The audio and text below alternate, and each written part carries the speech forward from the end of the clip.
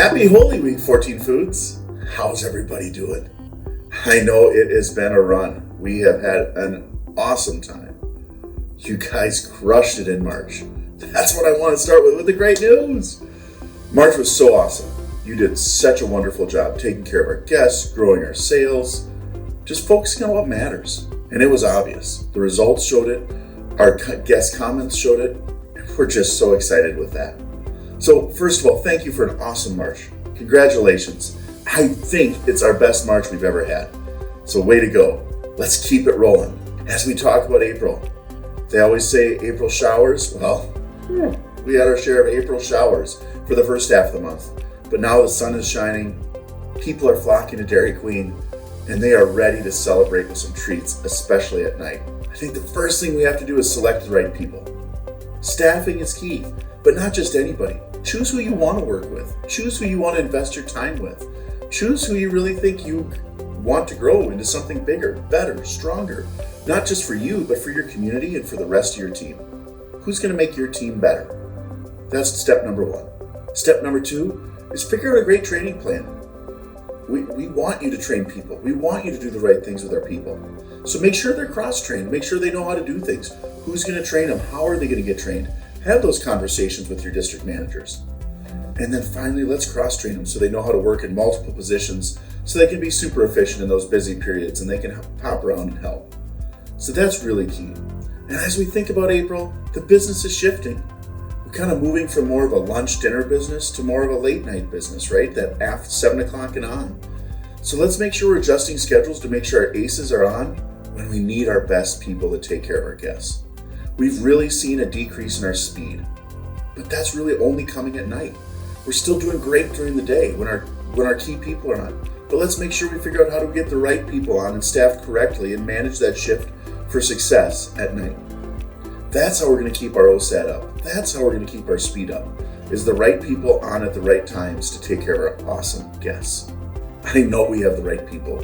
I know we have the right systems. Let's use them to go win in April. Because after April comes May, our busiest month of the year. And I am so excited to see what y'all can achieve in May. May is going to be great, but we got to finish April strong. Because we had a weak first half of April, we need a strong back half of April so we can win in April over last year. That's the key. We got to keep growing 14 Foods because I know we have the right team and all of us want that success. This week is a big week in the Christian church. It starts off on Thursday with Maundy Thursday, then Good Friday, Saturday, and then Easter on Sunday. You'll be getting some more messages from me this week about those events and those holidays. But I want to talk about today is what happens from last Sunday, which was Palm Sunday, all the way to Thursday, which is Maundy Thursday. So Palm Sunday, Jesus rode into town on a donkey, being celebrated, being what they thought was their king, coming to save them, coming to overthrow the current rule. What did he do? He did the exact opposite, right? He taught, he trained, he taught, he loved. But what he also did in that period is he turned tables in the temple. He really upset people by saying, hey, I'm not going to come be your king. I'm not going to upset the status quo, at least of what you understand. He's going to upset things in heaven, and he's going to upset our salvation. And that really made people mad.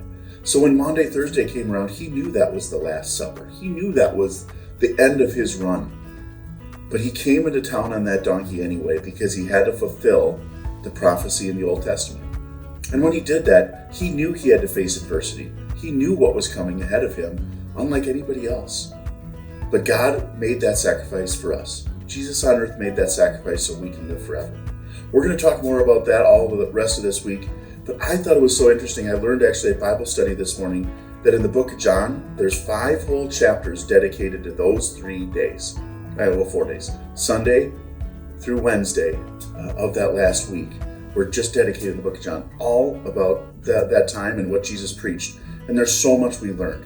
So I just ask you to think about, what are we learning today? What are the sacrifices you're making for your family, for your team, and for your community to be successful, to take care of others, to make a difference in people's lives, not just serve Dairy Queen, but change their hearts, to set them up for something better so they know that you care about them, they're loved, and that God loves them. That's why I know we have the right people, because I know that's the mindset all of you have. It's digging in with people, getting deep, and loving hard. So thanks for being you. But when you do those things, I know you need time to recharge. So I'm so excited that we all get to be closed on Easter. We get to recharge, have time with our families, and just come back stronger than ever to win the rest of April. Thanks for being the wonderful leaders you are. I'm excited to serve together. Go Holy Week, go 14 Foods. Let's keep it rolling. Thank you.